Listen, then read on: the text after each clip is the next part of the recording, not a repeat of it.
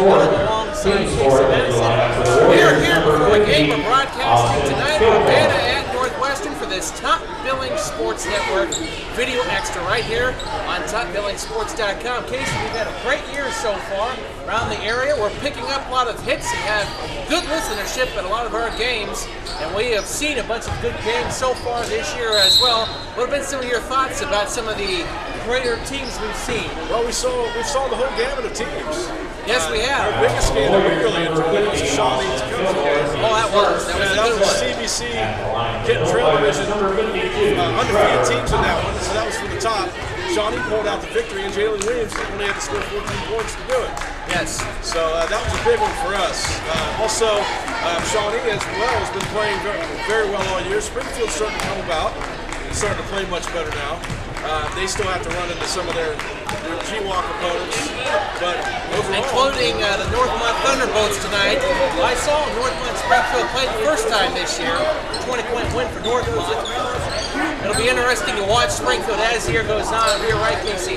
They've been a little bit inconsistent, but still made a lot of improvements from last year to this year. It's going to be a tall order tonight at Northmont. If you've ever been to that gym, it's a little bandbox. Yes, it is. Gym. It's like one of those old Catholic school gyms. It's really tight in there, and you got to come ready to play against Jim Brown's team. You absolutely do. Talk a bit about this Urbana team. We're going to broadcast tonight. We got Tristan Singer on the Urbana team that just scored 50 points a couple games ago against Bryant. Was at Urbana High School. He's quite the player, Casey. We've seen him multiple times throughout the past couple of seasons. I did a game earlier this year when Urbana lost at Topeka. A game he performed very well in. Tristan Singer did. He's an absolute beast of a guard. Best shooting guards around the area you'll see. And he's not necessarily a dead-eye shooter, but he gets the drive as well as anybody. If you slow that down, you got a chance to slow down Tristan Singer. Like you said before, he's had a 50-point game. And tonight, Bryant just found out from Coach Jeremy Dixon that they're also going to be without Joe Wright, who's home sick, their starting point guard. And they also have... That'll be a big loss for him. Yeah, he is great. Defensively, he's great. Yes. He's as good a defense you hear at Aaron Craft at college level. He's that intense of a defender. And he's a great ball handler for him. He is a great point guard. Guy can really bring the ball up. He can handle pressure very well for him. And he's also really gone in scoring the last few games. He's really been a big contributor offensively for them scoring-wise. Also, Alex Neiswanger is out with a concussion. And so they have two top players that are out for this game. So as I joked to Jeremy Dixon, looks like somebody's going to have to go to looks like somebody's going to have to go for 60 this game. That's a good joke there, Casey. I'm sure Coach Dixon is ready to have someone go there. Yeah, that was an historic moment. You wrote an article on Top Billing Sports about that.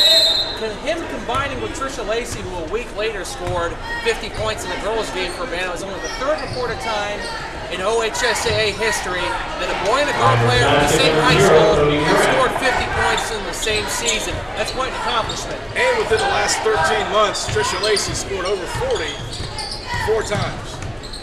She has really taken off, and she, as Coach Bill Moss said, their team needs her to score, and so she's been scoring at a record pace. It's something like 38 points in the last 7 games, 38 points a game in the last 7 games. Now, looking at some of the other teams around the entire Dayton area, you and I, a week ago this past Friday, were at the Finding the Hoop and got to see Thurgood Marshall in person. Wow. And man, you and I both agree, if anyone upsets them in Division II for the state title, that's going to be quite something. You know, and the way Trotwood Matteson looked, they may have trouble getting past. Thurgood may have trouble getting past them. That would be, yeah, you're absolutely right. Trotwood would be the only other team around the area that I think could beat them. Yeah, Trotwood played the Indiana team while Lemire, a 4-point loss, who had beaten them the previous night before, Huntington Prep, who went in as the #1 team in the country. Absolutely, that was a good performance for Trotwood in that game. Rams, very good player.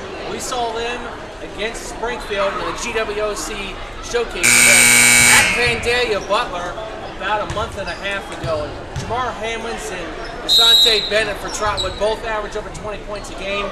You won't see a combo like that anywhere else. In our opinion, Springfield's best game of the season as well to pick up that victory against Trotwood. It absolutely was.